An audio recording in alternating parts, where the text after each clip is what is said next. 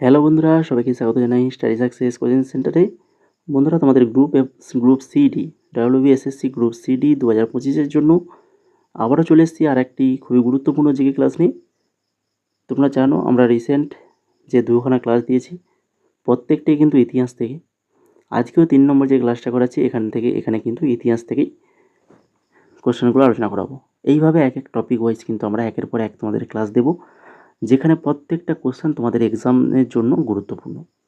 তো আজকে আমরা 35খানা কোশ্চেন রেখেছি। আগের যে দুখানা ক্লাস করিয়েছিলাম সেখানে 15-30খানা কোশ্চেন আলোচনা করেছিলাম দুটো ক্লাস মিলিয়ে। তো আজকে এই ক্লাসে 35খানা কোশ্চেন আলোচনা হবে। তার পাশাপাশি তোমাদের জন্য হোমওয়ার্কও দেওয়া হবে, যেটার অ্যান্সার তোমরা কমেন্টে করে জানাবে। ঠিক আছে? তো অবশ্যই কমেন্টে করে জানাবে হোমওয়ার্কের অ্যান্সারটা। তো তার আগে বলি, তোমরা আমাদের যে টেলিগ্রাম রয়েছে, তো এই টেলিগ্রামে জয়েন হয়ে যাও। এখানে তোমরা আগের যে ক্লাসগুলো হয়েছে আমাদের তার পিডিএফ পেয়ে যাবে। ক্লাসগুলো দেখবে, তার পাশাপাশি পিডিএফগুলো পড়াশোনা করবে, দেখবে তোমাদের কিন্তু অনেকটাই পড়া হয়ে যাবে খুব সহজেই। ঠিক আছে? শুধুমাত্র ক্লাস দেখে বা শুধুমাত্র পিডিএফ পড়ে কিন্তু যে পড়াটা না হয়, ক্লাস দেখে তারপরে পিডিএফ পড়লে সেটা কিন্তু আরও খুবই ভালো হয়। এটা আমি আমার মতো বলছি, এবার সবারও না হতে পারে। তো যদি মনে হয় যে হ্যাঁ ঠিক, স্যার ঠিক বলছে, তাহলে অবশ্যই বলবো টেলিগ্রামে চলে যাও। ওখানে আমরা ক্লাস পিডিএফ দিয়েছি, পিডিএফটা দেখবে। তার পাশাপাশি আমাদের যে ক্লাসগুলো করিয়েছি আগে, ক্লাসগুলো দেখে নেবে। তো চলো শুরু করি আজকে ক্লাসের ফার্স্ট কোশ্চেন কী রয়েছে? কে ভারতের প্রথম জাতীয় পতাকার পরিকল্পনা করেন?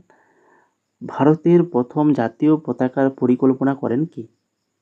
সঠিক answer option number A, Bhikaiji Rustom Cama. Option number A, Bhikaiji Rustom Cama. তো তোমরা তোমাদের অ্যান্সার যদি জানা থাকে তো অবশ্যই তোমরা কমেন্টে জানাবে। নিচে কমেন্ট বক্স চালু রয়েছে, কমেন্ট করো। কোনো যদি জিজ্ঞাসা থাকে তো সেটাও কিন্তু কমেন্ট করে জানাবে। তো এখান থেকে দেখে নাও, ভিকাজি কামা 1907 সালে জার্মানির স্টুটগার্টে আন্তর্জাতিক সমাজতান্ত্রিক কংগ্রেসের ভারতের প্রথম জাতীয় পতাকা উত্তোলন করেন। এরপর চলে যাও 2 নম্বর কোশ্চেন। নিম্নলিখিত কোন সংস্কৃত নাটকে কৌটিল্য এবং চন্দ্রগুপ্ত মৌর্যের হাতে নন্দদের পতন স্পষ্টভাবে অঙ্কিত হয়েছে? নিম্নলিখিত কোন সংস্কৃত নাটকে কৌটিল্য এবং চন্দ্রগুপ্ত মৌর্যের হাতে নন্দদের পতন স্পষ্টভাবে অঙ্কিত হয়েছে? সঠিক অ্যান্সার কী হবে? মুদ্রা রাক্ষস। অপশান নাম্বার ডি সঠিক অ্যান্সার হয়ে যাবে মুদ্রা রাক্ষস। এই রাক্ষস নাটকে চন্দ্রগুপ্ত মৌর্য এবং কৌটিল্যকে কেন্দ্র করে নন্দ রাজবংশের পতন এবং রাজনৈতিক চক্রান্ত কিন্তু বর্ণিত রয়েছে। খ্রিস্টীয় 8ম থেকে 10ম শতকে উত্তর ভারতে যে ত্রিশক্তি প্রতিদ্বন্দ্বিতা ঘটেছিল তাতে অংশগ্রহণকারী শক্তিগুলি কারা ছিল? খ্রিস্টীয় 8ম থেকে 10ম শতকে উত্তর ভারতে যে ত্রিশক্তি প্রতিদ্বন্দ্বী, তো সেই ত্রিশক্তি প্রতিদ্বন্দ্বী কারা? তো তারা হচ্ছেন পাল, প্রতিহার এবং রাষ্ট্রকূট। এরা হচ্ছে সেই ত্রিশক্তি, পাল, প্রতিহার, রাষ্ট্রকূট। পাল, প্রতিহার এবং রাষ্ট্রকূট 3টা সাম্রাজ্য উত্তর ভারত এবং মধ্য ভারত এবং পূর্ব ভারত অঞ্চলের প্রাধান্য বিস্তার করতে প্রতিদ্বন্দ্বিতা করেছিলেন। তারপর দেখো 4 নম্বর, ইসলামের সঙ্গে ভারতের প্রাথমিক সংযোগ ঘটেছিল কাদের মাধ্যমে? ইসলামের সঙ্গে ভারতের প্রাথমিক সংযোগ ঘটেছিল কাদের মাধ্যমে? সঠিক answer option number C, Malabar উপকূলের আরব বণিকদের। মালাবার উপকূলে আরব বণিকগণের। 7ম শতকে মালাবার উপকূলের আরব বণিকরা ব্যবসায়িক কারণে এসে ইসলাম এবং ভারতীয় সংস্কৃতির প্রাথমিক সংযোগ স্থাপন করে। 5 নম্বর কোশ্চেন, নিম্নলিখিত কোন ব্যক্তি দিন ই ইলাহির একজন সদস্য হয়েছিলেন? দিন ই ইলাহির একজন সদস্য হয়েছিলেন, তিনি হচ্ছেন কে? না, তিনি হচ্ছেন রাজা বীরবল। অপশান নাম্বার ডি সঠিক অ্যান্সার, রাজা বীরবল। আকবর প্রতিষ্ঠিত দিন-ই ইলাহি ধর্মে রাজা বীরবল গুরুত্বপূর্ণ সদস্য ছিলেন। এটি মূলত হিন্দু, ইসলাম এবং অন্যান্য ধর্মের নীতি সমন্বয় করে তৈরি হয়েছিল। 6 নম্বর কোশ্চেন, কোন রাজস্ব ব্যবস্থার সঙ্গে টোডরমলের নাম যুক্ত? টোডরমল কোন রাজস্ব ব্যবস্থার সঙ্গে যুক্ত? যাবতী, যাবতীর সাথে। তো আকবরের সময় রাজস্ব ব্যবস্থার প্রধান নীতি হিসাবে টোডরমল যাবতী পদ্ধতি চালু করেন, যা ফসলের পরিমাণ ও জমি উৎপাদন অনুযায়ী কর নির্ধারণ করত। টোডরমল ছিলেন নবরত্নদের একজন, আকবরের যে নবরত্ন সেই নবরত্নদের মধ্যে একজন, এবং আকবরের দরবারে অর্থনৈতিক সাথে সম্পর্কিত ছিলেন। তিনি মুঘল সাম্রাজ্যের অর্থমন্ত্রী হিসাবে দায়িত্ব পালন করেন এবং ভূমি রাজস্ব প্রতিবর্তনের জন্য দায়ী ছিলেন। তো এও কোশ্চেন আসে যে এই যে টোডরমল কিসের সাথে সম্পর্কিত বলে সেখানে অপশান থাকবে। তো তার মধ্যে একটা থাকতে পারে যে অর্থমন্ত্রী, ঠিক আছে, অর্থমন্ত্রী, অর্থনীতি, আকবরের দরবারে অর্থনীতির সাথে সম্পর্কিত ছিলেন, এই কথাটা কিন্তু অবশ্যই মনে রাখবে। 7 নম্বর দেখো, মুঘল সাম্রাজ্যের সরকারি ভাষা ছিল, মুঘল সাম্রাজ্যের সরকারি ভাষা কি? ফার্সি। অপশান নাম্বার বি সঠিক অ্যান্সার, ফার্সি। মুঘল প্রশাসনের ফার্সি ভাষা ব্যবহৃত হতো অফিসিয়াল কাজকর্ম, প্রশাসনিক নথি ও রাজকীয় আদেশের জন্য। 8 নম্বর কোশ্চেন দেখো, কে দুয়াসপা সিয়াসপা ব্যবস্থা চালু করেছিল? দুয়াসপা সিয়াসপা এই যে ব্যবস্থা, এটা কে চালু করেছিল? জাহাঙ্গীর, জাহাঙ্গীর চালু করেছিল। জাহাঙ্গীরের রাজ্য প্রশাসনে দুয়াসপা সিয়াসপা ব্যবস্থা চালু হয়, যা কেন্দ্র ও প্রদেশ শাসনের মধ্যে সমন্বয় রক্ষা করত। তারপরে 9 নম্বর, তকাডি, তকাডি বলতে কি বোঝায়? তকাডি বলতে বোঝায় অনুর্বর জমি, অনুর্বর জমি। তকাডি হলো শস্য উৎপাদনের অযোগ্য বা অনুর্বর জমি যেখানে কৃষিকাজ করা যেত না। 10 নম্বর কোশ্চেন, ভারতীয় জাতীয় আন্দোলনের চরমপন্থী মত ও পথের উত্থানের প্রত্যক্ষ কারণ কি? চরমপন্থীর মত ও পথের উত্থানের প্রত্যক্ষ কারণ কি? না, কারণটা হচ্ছে বঙ্গভঙ্গ। অপশান নাম্বার সি সঠিক অ্যান্সার, বঙ্গভঙ্গ। 1905 সালে বঙ্গভঙ্গ ব্রিটিশ কর্তৃপক্ষ একটি বিভাজন নীতি ছিল। এর ফলে দেশ জুড়ে চরমপন্থী ও বিপ্লবী আন্দোলনের উত্থান ঘটে, যা নরমপন্থী কংগ্রেস নেতাদের বিরোধিতা ও ব্যর্থতার প্রতিক্রিয়া হিসেবে দেখা যায়। এবার তোমাদের কিছু কথা শুনে নাও, তোমাদের জন্য খুবই গুরুত্বপূর্ণ ফ্রি মক টেস্ট। তোমাদের সবার জন্য আমরা ফ্রি মক টেস্টের ব্যবস্থা করেছি। তো এটা স্পেশালি আমাদের এমটিএসের জন্য করা রয়েছে, কিন্তু তোমরা যারা বিভিন্ন এক্সাম মানে গভর্নমেন্ট এক্সাম জন্য প্রিপারেশান নিচ্ছ, এক্সাম দেবে, তো যে কোনো এক্সাম হোক না কেন, প্রত্যেকটা এক্সামের জন্য তোমাদের কিন্তু এই কোশ্চেনগুলো গুরুত্বপূর্ণ। আমরা যে মক টেস্টগুলো করাচ্ছি, এই মক টেস্ট 25খানা করে কোশ্চেন থাকবে। আমরা ফার্স্ট মক টেস্ট দিয়েছি, একটা মাত্র মক টেস্ট এখন বর্তমানে রয়েছে, এক এক করে আমরা তোমাদের জন্য দেব। প্রতিটা মক টেস্টে 25খানা করে কোশ্চেন থাকবে। সঠিক উত্তর হলে +3, ভুল উত্তর হলে -1। বোঝা গেল? 25টা কোশ্চেন, 25 মিনিট সময় দেওয়া থাকবে। তো যদি এই মক টেস্টে তোমরা অংশগ্রহণ করতে চাও, আর পুরোটাই কিন্তু জেনারেল অ্যাওয়ারনেস, ঠিক আছে, জেনারেল অ্যাওয়ারনেসের কোশ্চেন, 25খানা কোশ্চেন। যদি মক টেস্ট দিতে চাও তোমরা, তাহলে আমাদের যে টেলিগ্রাম রয়েছে ওই টেলিগ্রামে চলে যাও, ওখানে তোমরা কিন্তু এই মক টেস্টের লিঙ্ক পেয়ে যাবে। তো এবার চলো 11 নম্বর কোশ্চেন। আর একটা কথা, অবশ্যই তোমরা কিন্তু টেলিগ্রামে যুক্ত হয়ে যাও। টেলিগ্রামে আমি বলেছি তোমাদের যে এই ক্লাসের নোটস পিডিএফ সেটা কিন্তু পেয়ে যাবে আমাদের টেলিগ্রামে, ঠিক আছে। তো অবশ্যই টেলিগ্রামে চলে যাও, তোমাদের এক্সাম রিলেটেড সমস্ত কিছু আপডেট, নতুন নতুন যে জব রিলেটেড আপডেট সেগুলোও কিন্তু পেয়ে যাবে আমাদের টেলিগ্রামে। এই জন্য বলছি টেলিগ্রামে অবশ্যই জয়েন থাকো, তোমাদের ক্লাসের আপডেটও পেয়ে যাবে ওখানে। এবার দেখো 11 নম্বর কোশ্চেন, তারিক-ই ফিরোজশাহী গ্রন্থটির রচয়িতা কি? তারিক-ই ফিরোজশাহী গ্রন্থটির রচয়িতা হচ্ছে জিয়াউদ্দিন বরানী, জিয়াউদ্দিন বরানী। এই দিল্লি খিলজি ও তুগলক যুগের ইতিহাস এই গ্রন্থে কিন্তু বর্ণিত রয়েছে, দিল্লির খিলজি ও তুগলক যুগের ইতিহাস। 12 নম্বর কোশ্চেন, নাসিরউদ্দিন চিরাগ কে ছিলেন? নাসিরউদ্দিন চিরাগ কে ছিলেন? না, ইনি একজন সুফি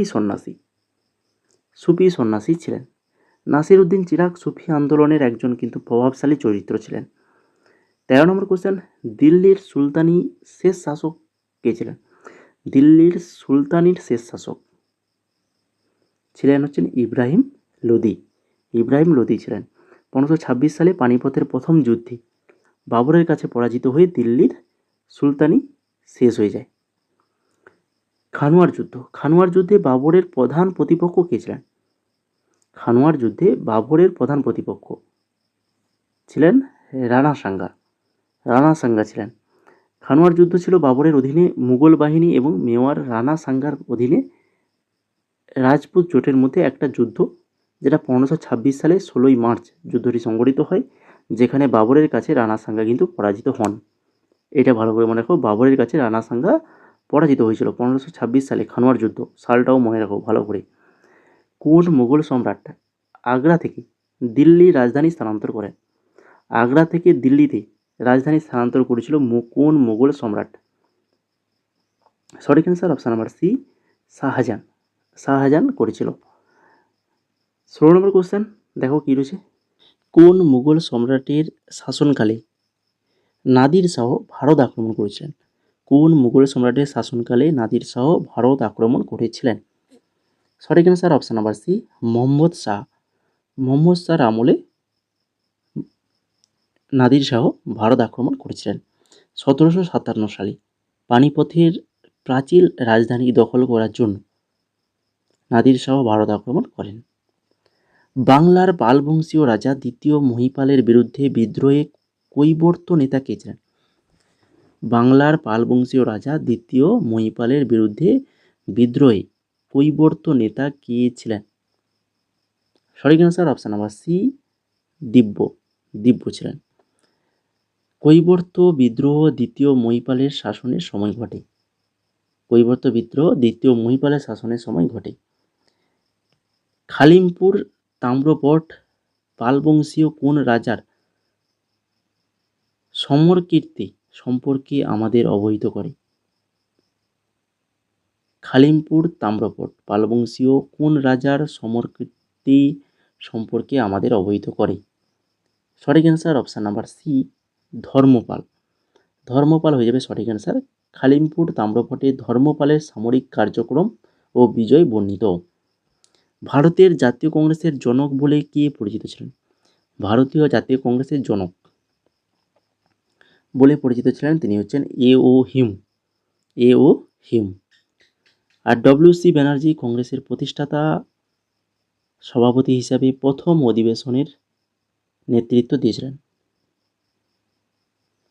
20 নম্বর কোশ্চেন, কে ক্যাবিনেট মিশনের সদস্য ছিলেন না? ক্যাবিনেট মিশনের সদস্য ছিলেন না কে? তিনি হচ্ছেন লর্ড ওয়েভেল। লর্ড ওয়েভেল কিন্তু ক্যাবিনেট মিশনের সদস্য ছিলেন না। বাকি যারা ছিলেন দেখো, sir Stafford Cripps, sir Pethick Lawrence আর হচ্ছে এভি আলেকজান্ডার, এরা কিন্তু ছিলেন। 1946 সালে ভারতে আসা ক্যাবিনেট মিশন ব্রিটিশ সরকারের প্রতিনিধিত্ব করেছিল।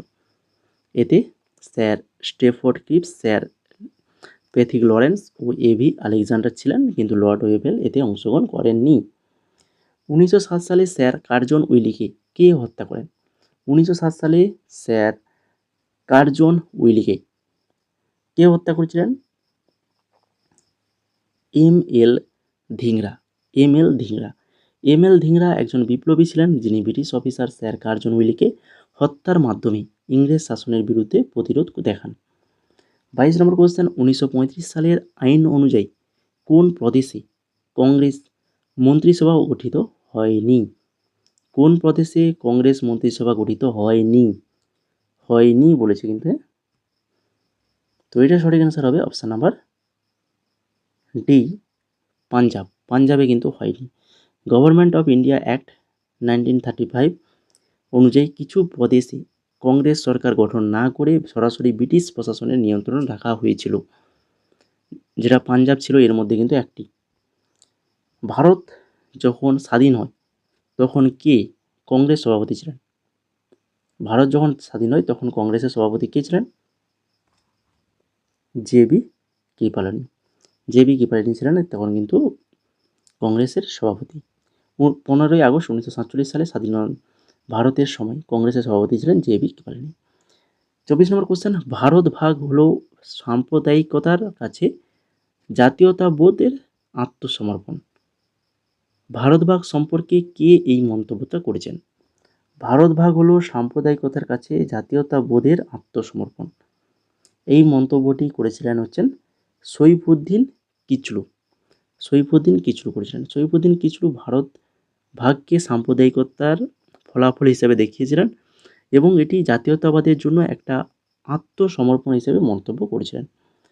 25 নম্বর কোশ্চেন দেখো, ভারতীয় জাতীয় কংগ্রেসের কোন অধিবেশনে সামাজিক গণতান্ত্রিক প্রস্তাব পাস করেছিল?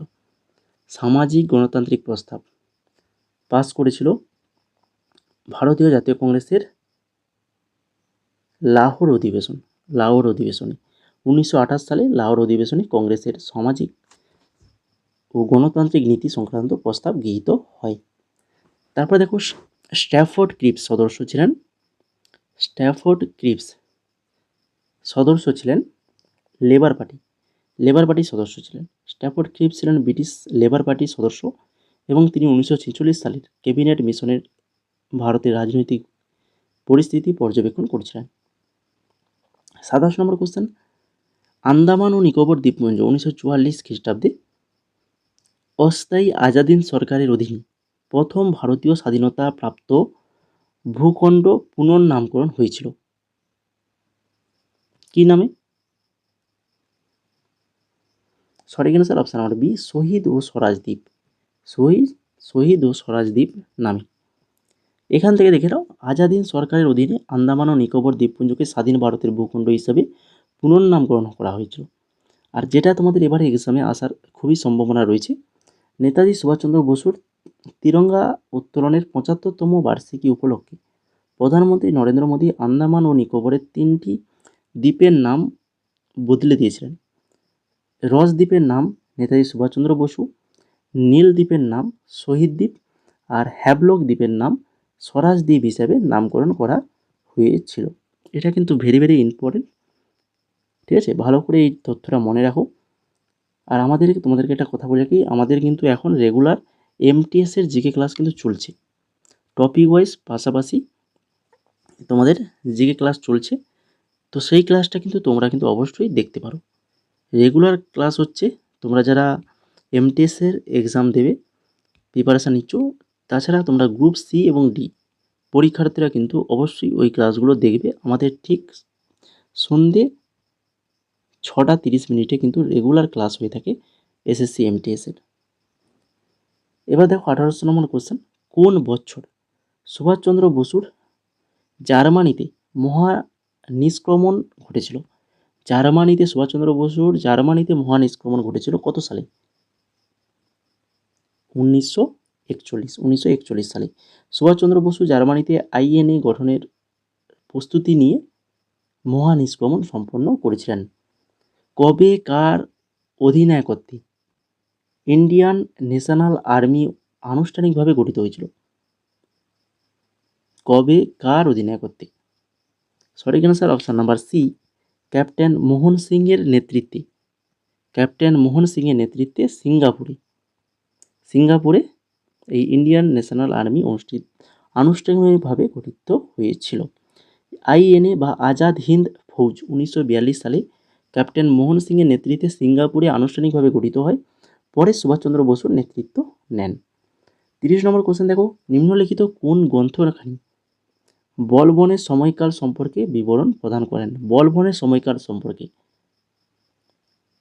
সেটা হচ্ছে অপশান নাম্বার সি, তারিকি ফিরোজ শাহী। এটা কিন্তু বলবনের সময়কাল সম্পর্কে বিবরণ প্রদান করে। তারিকি ফিরোজ শাহী মুঘল সম্রাট বলবনের সময়কালের ইতিহাস এবং তৎকালীন সাম্রাজ্যের প্রশাসন ও যুদ্ধের বিবরণ প্রদান করে। তারপরে দেখো 31 নম্বর কোশ্চেন, দাক্ষিণাত্যের প্রথম মুসলিম আক্রমণ কার রাজত্বকালে ঘটেছিল? দাক্ষিণাত্যের প্রথম মুসলিম আক্রমণ কার রাজত্বকালে ঘটেছিল? সঠিক অ্যান্সার জালালউদ্দিন খলজির রাজত্বকালে। জালালউদ্দিন খলজি দক্ষিণ ভারতের বিরুদ্ধে আক্রমণ পরিচালনা করেন এবং দাক্ষিণাত্যের প্রথম মুসলিম আগ্রাসন ঘটে।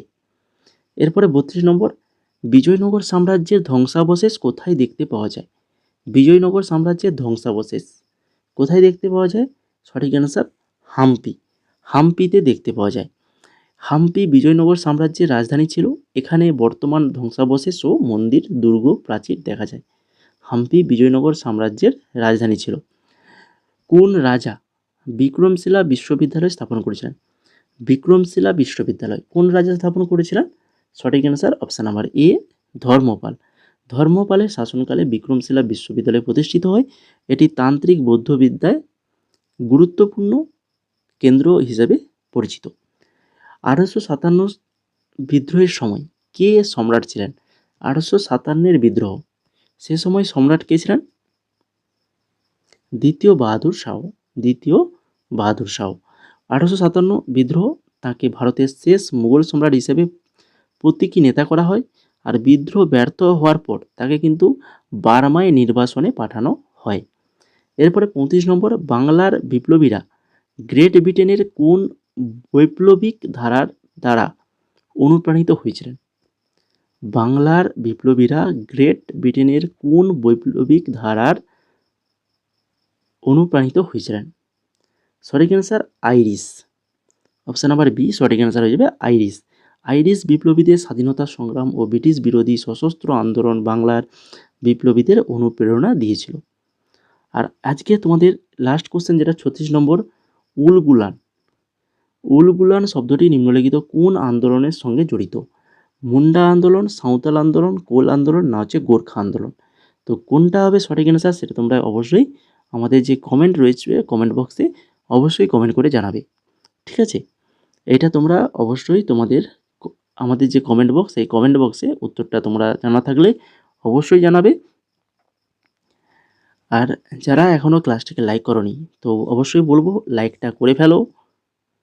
তোমাদের জন্য আমরা এই সকল ক্লাসগুলো নিয়ে আসছি। খুবই ইম্পর্ট্যান্ট কোশ্চেন, এক এক করে টপিক ওয়াইজ কিন্তু ক্লাস চলবে। এখন ইতিহাস চলছে, ভূগোল হবে, বিজ্ঞান সায়েন্সের কোশ্চেন আসবে, স্ট্র্যাটেজিকে আসবে, সমস্ত প্রকারের ক্লাস তোমাদেরকে করানো হবে গ্রুপ সি এবং ডির জন্য।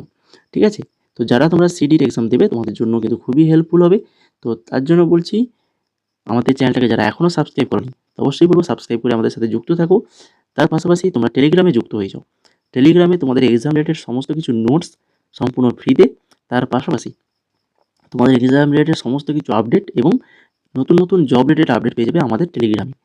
আর তোমরা এমটিএসের যারা প্রিপারেশান নিচ্ছ, তো এমটিএসের জন্য আমাদের স্টাডি ম্যাটেরিয়ালগুলো রয়েছে, দেখতে পাবে এখানে। এখানে দেখতে পাচ্ছ সমস্ত প্রকার এই যে স্টাডি ম্যাটেরিয়ালগুলো রয়েছে। এর যদি ডেমো দেখতে চাও তো আমাদের হোয়াটসঅ্যাপ নাম্বার রয়েছে, এই হোয়াটসঅ্যাপ নাম্বারে মেসেজ করো। মেসেজ করে তোমাদের এই স্টাডি ম্যাটেরিয়ালগুলো কীভাবে রয়েছে সেগুলো তোমরা দেখতে পাবে। আর এটা পারচেজ করার জন্য তোমাদেরকে 199 টাকা পেমেন্ট করতে হবে। মাত্র 199 টাকায় তোমরা কিন্তু এই সকল প্রকার স্টাডি ম্যাটেরিয়ালগুলো পেয়ে যাবে। ঠিক আছে, তো যদি নিতে চাও আমাদের হোয়াটসঅ্যাপ নাম্বার রয়েছে, এই হোয়াটসঅ্যাপ নাম্বারে হাই লিখে মেসেজ করো।